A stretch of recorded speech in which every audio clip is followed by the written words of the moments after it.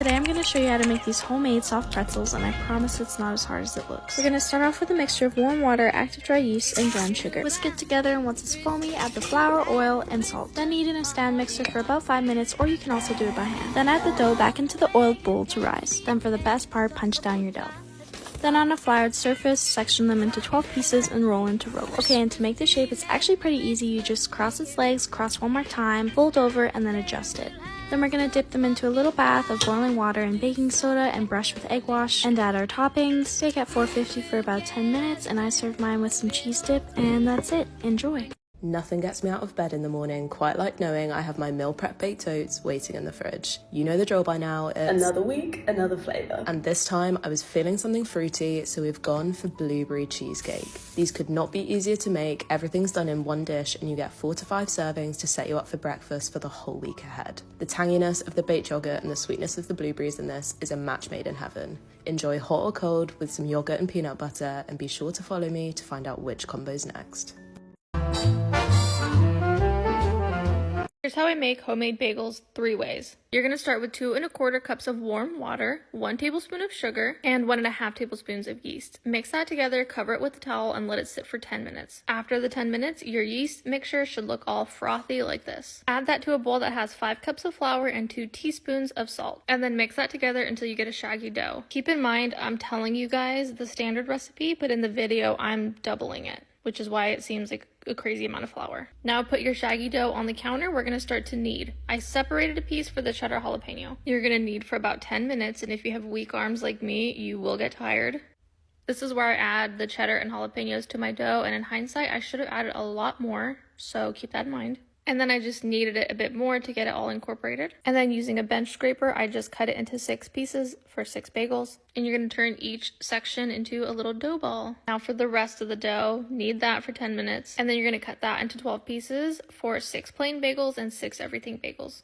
Let them rest for 15 minutes, and then after 15 minutes, we're going to put the holes in the dough balls. I do this by just gently pushing my fingers through until I create a hole, and then I just carefully shape it until it's the size that I want. And voila. Go ahead and do that to all the bagels, and then let them rest for 30 minutes. It's about this time that I start preheating my oven to 350 degrees and getting a pot of water boiling. You're going to boil each bagel for 1 to 2 minutes per side. Place them on a lined baking sheet and then cover them in egg wash. Now is the best part, the toppings. I work in sections, so I cover a few in egg wash, decorate, cover a few in egg wash, decorate, because the toppings stick better to the egg wash when it's still sticky. Now they're ready to go into the oven, 350 degrees for 25-30 minutes. Just watch them. And then of course I transfer them to a cooling rack so they don't have soggy bottoms. And it's at this point that my house actually smelled like Subway, which I kind of liked. And there they are. I think they're so beautiful and so much better than store-bought bagels. I am from no money, no family. 16 in the middle of Miami, no money, no family. 16 in the middle of Miami, no money.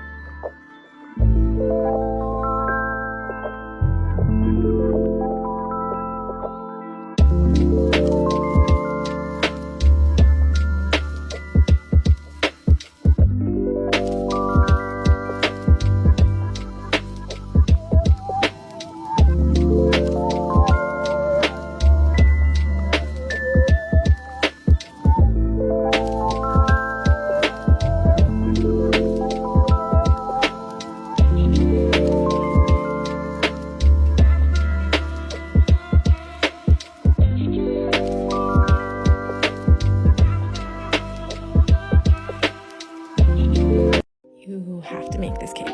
I'm calling it an everyday butter cake because you probably already have all the ingredients for it. It's simple, very vanilla, comes together really quickly and easily, and it's the kind of thing you make when you're in the mood for a simple treat or you want something with your coffee or tea. It's got a crispy sugar topping and it's so fluffy.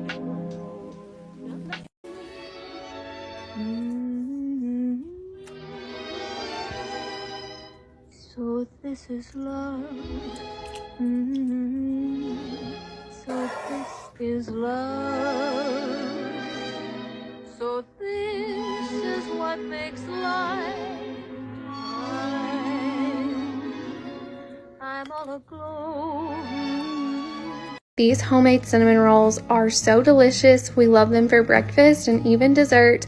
I've worked on this recipe for a while now. I think I finally perfected it, but you guys will have to try them and let me know. So in your stand mixer, take 1 cup of warm milk, 1 pack of instant dry yeast, a half a cup of sugar, 2 large eggs, and a 1/3 cup of softened butter. Mix that and then add in 4 cups of flour. Mix it until that flour is just barely combined. Stop your mixer and let it sit for a couple of minutes. Switch to your dough hook and let it knead your dough for 5 more minutes. Place this in a greased bowl, cover it, and let it rise until it has doubled in size. This usually takes 1 to 2 hours. Here's what your dough will look like. It should be tacky but not sticky. Roll this out and then you're going to make your filling, which is a half a cup of butter, 1 cup of brown sugar, and 2 tablespoons of cinnamon. I melted my butter a little bit too much here. Usually I like it to just be soft. Oftentimes I will double this filling recipe. It is my favorite part of the cinnamon roll, so the more the merrier in my opinion.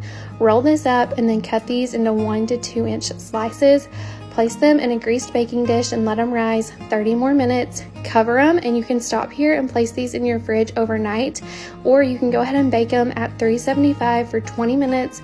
Frost these and then serve them while they are warm. They are best with a glass of milk in my opinion.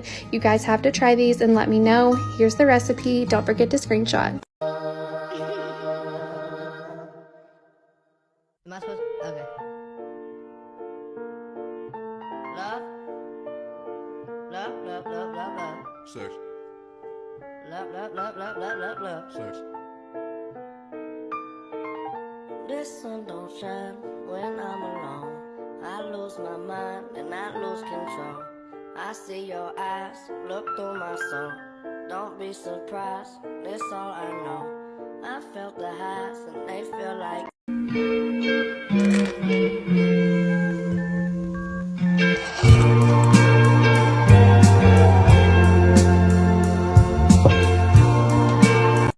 It occurred to me that I was going to have to make the most of this summer, really make it count, in case there wasn't another one quite like it. After all, things couldn't stay the same forever.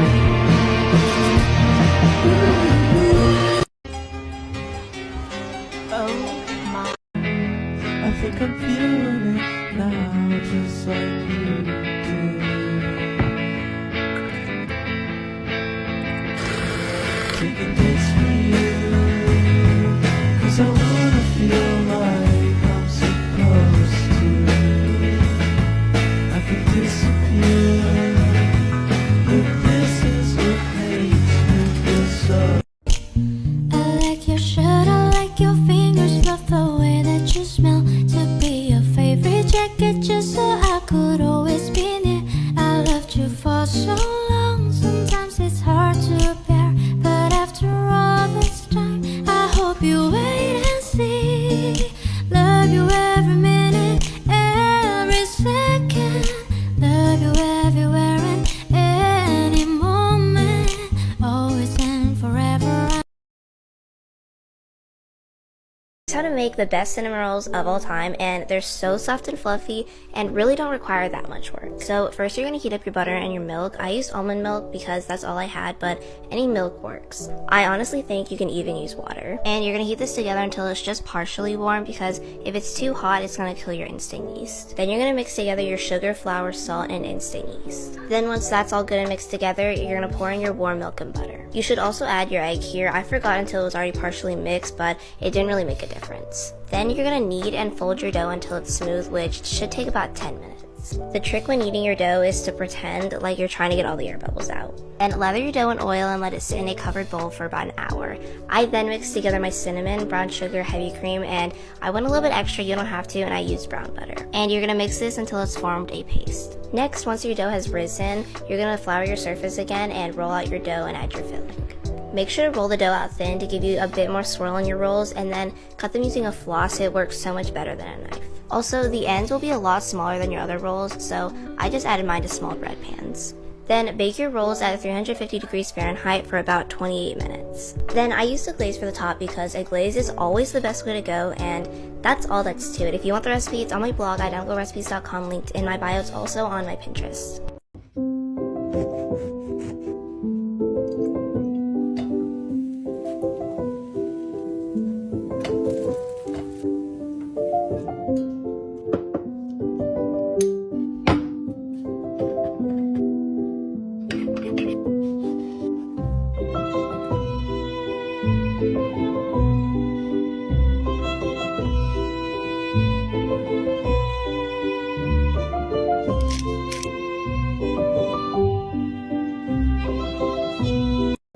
Do it quickly. Oh! Take it off, take it off. Wow. Okay. Well, that might be the harder part. Is now getting it. Okay. Wow. That looks so good.